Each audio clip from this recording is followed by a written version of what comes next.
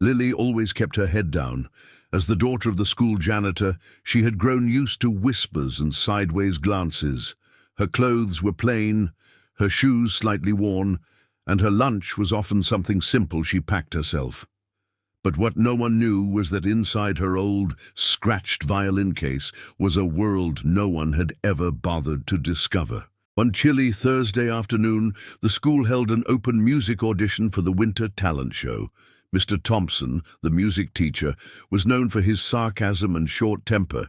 He ran the auditions like a boot camp and didn't care for what he called background noise. When Lily's name appeared on the sign-up sheet, it was met with stifled laughter from several students. A few even assumed it was a prank. "She's the janitor's daughter," someone whispered. "What does she know about music?" When Lily's turn finally came, Mr. Thompson sighed. "All right, Lily. Surprise us," he said with a smirk, not even trying to hide his doubt. Some of the other students chuckled. A few even pulled out their phones, thinking this would be funny to record. Lily walked to the center of the stage, holding her violin delicately. She didn't say a word. With a deep breath, she closed her eyes and placed the instrument under her chin.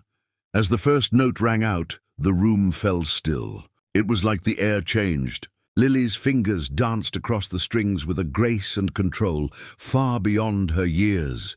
The sound was haunting, beautiful, filled with emotion and depth. What started as a few curious glances quickly turned into wide-eyed stares. The joking smirks faded, replaced by awe. Mr. Thompson, once slouched in his chair, was now sitting upright, leaning forward, completely captivated. Lily didn't look at the audience. She was lost in the music, pouring her soul into every note. The room around her disappeared. The worn wooden stage, the flickering gym lights, even the mocking laughter from before. It all melted away. She played a piece composed by her late mother, a woman Lily had never truly known, but felt connected to through the instrument she had left behind.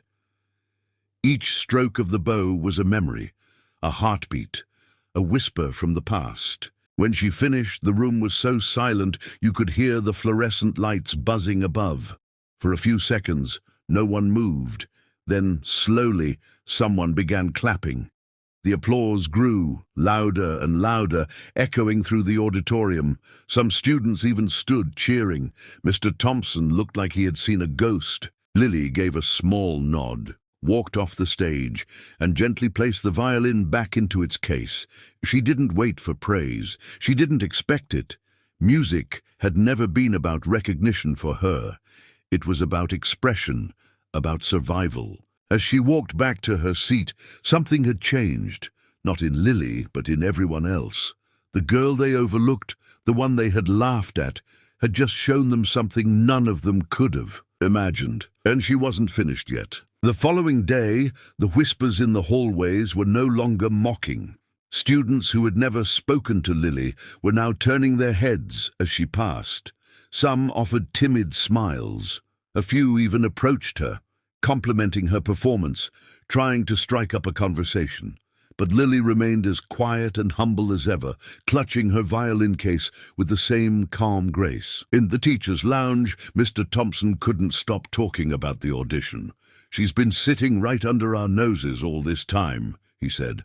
That girl plays like she's been trained at Juilliard." He pulled out his phone and replayed the video he'd secretly recorded. The other teachers gathered around in silence, shaking their heads in disbelief.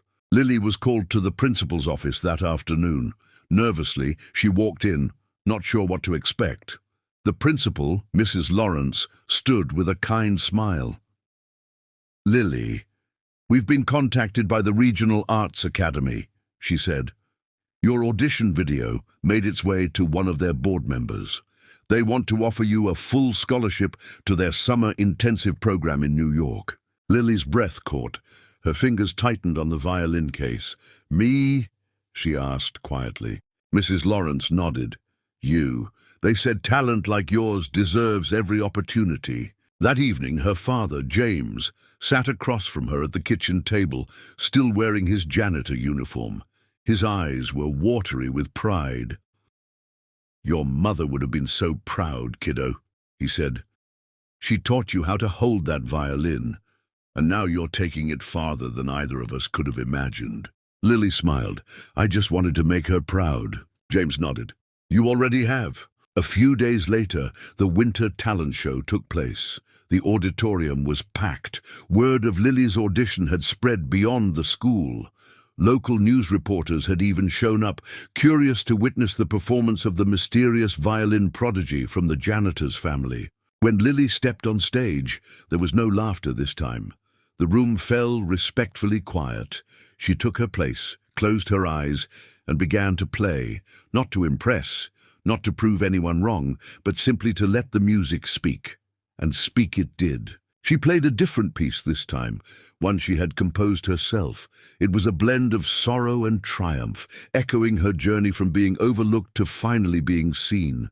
Her fingers flowed with confidence, and her heart poured through every note. When the final bow struck the strings, there was a moment of silence before the crowd erupted in applause.